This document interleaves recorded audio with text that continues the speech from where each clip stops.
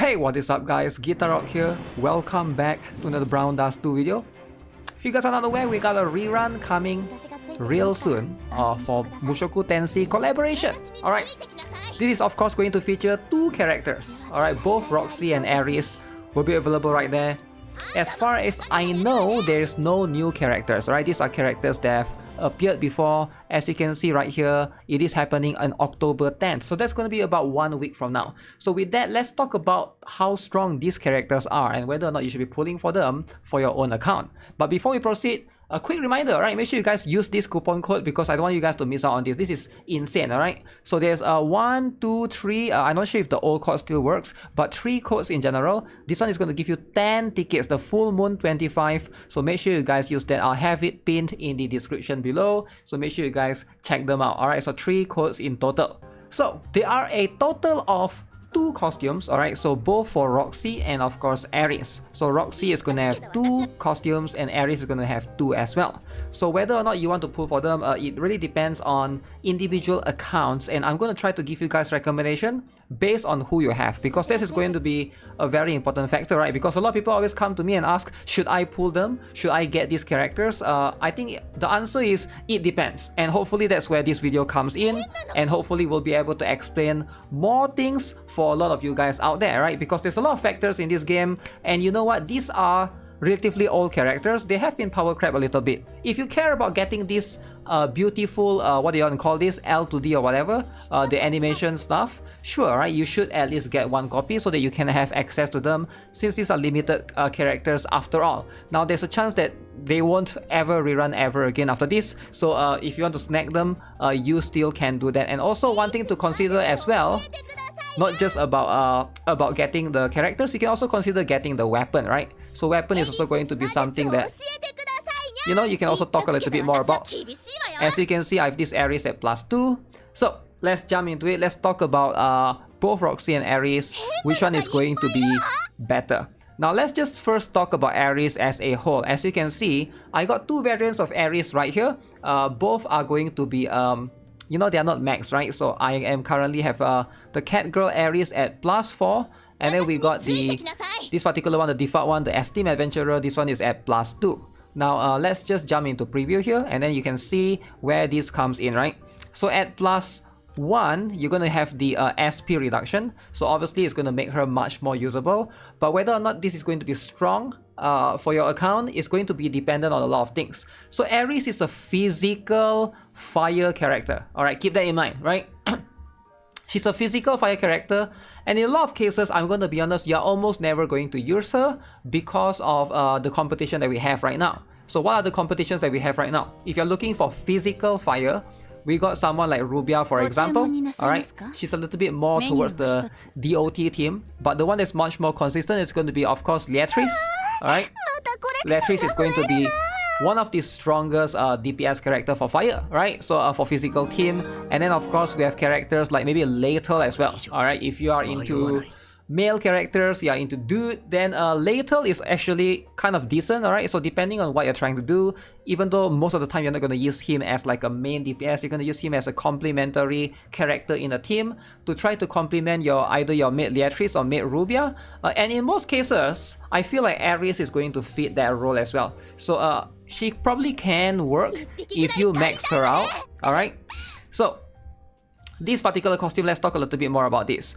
Now, I feel like this costume is a bit weird because of the skill tile range, alright? If you see right here, it's a very weird ant, I guess, shape, right? It's like a Minecraft, very sharp corner edge, jagged edges, but this is a very odd one, right? It's not a 3x3 tile, it's not like a hit everywhere, it's just like a very odd tile. So if you have one enemy here in the middle, maybe you can, like, in most cases, in most normal PvE scenarios, you're probably not going to be able to utilize this to its fullest, right? Let's be honest. So if you want to get Eris, you're probably getting her for this other one, which is probably going to be a little bit better because it's at least in a T shape, right? Inverted T shape. Now this particular one, however, let's just look at the plus, right? +1, you're going to get 3 SP, 1 SP reduction. At +2, you're going to get a little bit more damage, as you can see right there. +3, more damage. +4, more damage. And +5, more damage. Okay, so let's talk about the good and the bad. Alright, so what is the good, what is the bad? I feel like this costume was a little bit, back then, when it was first released, I would say it's one of the better costumes if you use her as a DPS. But now I think it's, ever since Liberta came out, there's less need for this particular costume, and it's anti-synergistic towards Liberta. So you can see she does physical damage, alright, 650%. So if this attack results in the enemy having a chain count of 7 or less, alright, then she will do more, which is, as you can see, 1100%. So instead of 650%, it multiplied to 1100%. So it is encouraged that if you use her, you want to use her in a team that doesn't stack as much chain. Does it make sense? So that's going to be so that you benefit from the either 7 chain or less, as opposed to as opposed to her getting 650%. She's almost going to I guess almost double her damage, right, in most cases in this particular instance. So which is why it's going to be a little bit finicky. So why did I bring up Liberta, right? So Liberta is going to be one of the better physical DPS character, physical buffer in the game, right? I'm sure you guys are aware. Helena, Liberta. Liberta is a top for physical. Helena is a top for what is that? Helena is a top for magic, right? Liberta has this particular skill, right? Improve crit rate and attack percent. This one is fine, but this particular one, I'm sure you guys are aware. The requirements here, right? Apply augmentation, alright? Increasing the damage dealt to enemies with 10 chains or more. So it's anti-synergistic towards Eris in that particular case. But then back then, Liberta, I feel like the first collab, she hasn't been released yet. So you can't really use Liberta in that team if you want to use Eris as a whole. I guess if you want to, you have to go with Swimsuit Therese. Again, if you guys have her, this particular one, at least there's synergy here, because Swimsuit Therese is going to be, apply it with a chain of 5 or less, then you are able to do this 200% damage increase. So she is going to be that particular one, right? So she's a little bit restrictive in that particular case. She doesn't pair well with someone like Celia, for example, somebody that stacks a bunch of chain. She doesn't stack well with Rafitia, also because Rafitia gives a chain bonus, because you want to have like chain count of 7 or less. So that makes her super restrictive. Now where she perhaps could be used is going to be in the Tower of Salvation. Maybe you can get some bonuses across, like, oh, if you hit like 5 chain or less, you get like bonus damage, right? Like 200% or 300% or 400%. But then in Tower, she's also not that good because of this particular range. It's quite limiting, right? So Eris as a whole, a little bit weird unless they buff her and improve her range. I think her range is the letdown. Her multiplier 1000. So back then, right? Again, I just want you guys to keep in mind, this was released, I forgot when was the first collaboration release, right? So you can see here, I managed to dig my own video out. They actually give one Adventurer Eris for free back then. Alright, you actually get her one time. I believe there was this DICE event. You get all of this for free, right? And then you get one copy of her for free. This was back then in June 2024, right? So this was back when the collab came out, was around June 2024. It's been more than a year, right? So how does Eris stacks up, right? Even if you look at her multiplier at 1100% with this tile range, let's be honest, not that good, right? Because if you look at the recent few characters, right, where we got somebody like Tear right here, alright, her multiplier is literally 1400%. And she has way better range, right? Literally way better range. Her multiplier is not only higher, there's no restrictions. I guess the restriction is she applies 2 SP cost to herself. But compared to Eris, where her restriction is like 7 chain or less, like this one is like way better, right? Somebody like if you guys obtain Darien as well, right? Recently, I'm just trying to give you guys a picture of the numbers in terms of comparatively, alright? If you are looking at all of these, Darien can also do like 1200% to the main target, right? And then like 900% surrounding that. This is at plus 4, right? If you go even higher, boom, boom. So you can see like Eris has I guess been power cracked, right? Her numbers is no longer as impressive as she used to be. Back then, 1100%, pretty crazy, right? But nowadays, in the meta nowadays, this is not as impressive as it is, right? Even if you max her out. So I don't think you'll be using her in most cases. If you want to get her, I feel like the majority of the players, you're not going to be able to utilize her to her full potential. Now, we can argue about the other costume then. What about this other costume, which is a catgirl Eris? This is going to be, I believe, her better costume, where at least even if you get power creep a little bit, there's still some potential where you can use her in some scenarios. If the enemy is wind and then you are fire, you have the advantage, right, in terms of property damage. So this particular one, what this do, right, you can see at the +1, you at least get the 4 SP, right, and then you go to +2, you apply, this is where she applies vulnerability, physical, to the main target, alright, and then you can see +2, +3, +2 and +3 just do a little bit more damage, +4, 150%, and then +5, now you are going to do more damage. There's a big problem with this costume right now. What is the big problem, right? The big problem is this costume competes with Blade. Alright, Blade literally just came out and power creep her, right? So Blade literally did the same thing. Again, I want to show you guys so you guys get the better perspective. Now this particular Blade costume is 4 SP, right? She is able to hit the enemy 4 times, alright? She also applies 150% vulnerability to the main target for 4 turns, and her range is infinitely better, alright? Look at this. We got like a 3x3, right? Whereas Eris, straight up, she is just going to have... This is her tile range, right? Her tile range is 3x2, right? It's a little bit shorter.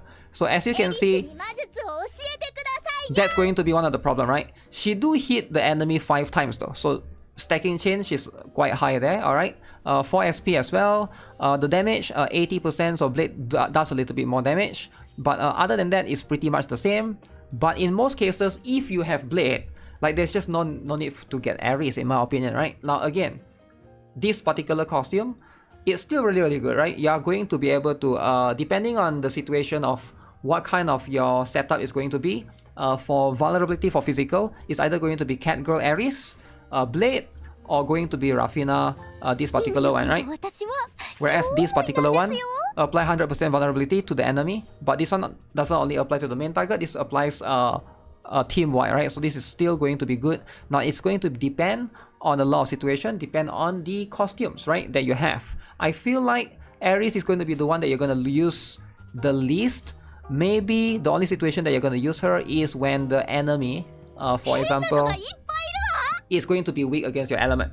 So that's that 2 costume, right? So the first one, you know, a little bit lackluster in terms of damage. Nowadays, pretty sure this has been power crept. And then the second one, I guess it's okay, but if you have access to Blade, right, and you probably will get Blade eventually, you're probably going to replace this costume eventually, right, in most cases. In PvE, you're just not going to use this particular one as much. Blade's one just has more tiles, it just gives you better coverage. In most PvE scenario, you're better off using Blade, right? So I feel like, you know, to be fair, you know, that's how time goes, right? A lot of these characters, because back then they were a little bit old, so they are more balanced nowadays, right? It's not as when they first came out. I guess she was sort of sought after, kind of strong, but nowadays a little bit lackluster comparison to all the characters that I talk about, right? So if you want to, you can get 1 copy, but either way, right? The comparison that I mentioned earlier, depending on if you have Blade or all those other characters, you know, Rafina and stuff, to be able to help apply vulnerability, then you practically won't have any need for her, to be honest, right? Let's talk about Roxy, because I think she's going to be the more important one in my opinion, right? So Roxy is a water type. She's a water magic character, alright? So she competes against a couple of characters. Number 1 is going to be Yumi, right here, right? So number 2 is going to be Shirazad, alright? She's going to be a magic character as well. So number 3 is going to be Roxy herself. Now, this is where it gets pretty interesting, right? So when Roxy first came out, oh, I misclicked right there. When Roxy first came out, she's actually really strong, alright? She competes with Shirazad. That time, Yumi hasn't come out yet, but Yumi was a Senran Kagura collaboration and she comes out way later. So this is going to be what Roxy is all about. She has amazing tile range, alright? So insane, massive damage. So she's all about doing a lot of damage right here. Alright, as you can see, main target is going to do 600%, and then the other target surrounding is going to do 400%. So very good in bursting the enemy. She just does a single strong chain attack to the enemy. Basically, that's where she shines.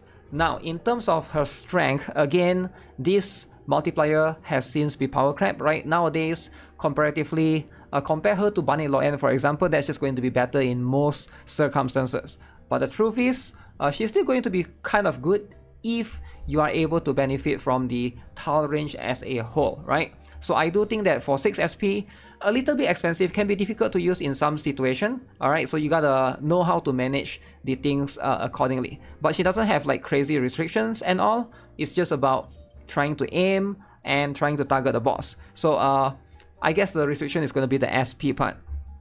Does she still stand right now, nowadays, comparatively to a lot of other magic character? Probably not, right? Because we have way stronger magic DPS characters nowadays. But what makes her interesting, in my opinion, is going to be this particular one. And this is why I want to talk a little bit more about this, because a lot of people ask me, should you get Roxy? In my opinion, this perhaps could be one of the few costumes that you might consider getting if you care about PvP. Now I know not many players care about PvP, but I just want to make this video specifically because if I said yes, you should get Roxy, for what? For PvP, but you don't play PvP, then there's no point, right? At the end of the day, this is why this is going to be a very targeted audience. I know not everybody cares about PvP, but she's very strong right there. Now, why is she very strong? Number one, she's 1 SP. That's going to be the number one thing. Number two, she hits in this tile range that is going to basically hit multiple enemies, right? This is going to be very, very strong in PvP.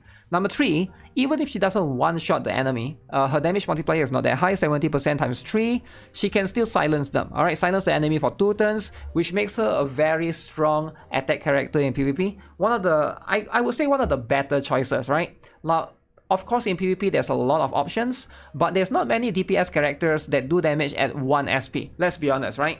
You maybe can get away with some, like Zenith is one of the few that have 0 SP, but then she's just more for focus fire and stuff. She doesn't do much. But Roxy is actually really, really strong. So if you know how to take advantage of her, definitely she's going to be very, very good in an offense team. Maybe not in defense, but in an offense team. So therefore, back then, when she first appeared in the game, trust me, I basically pulled for her +5.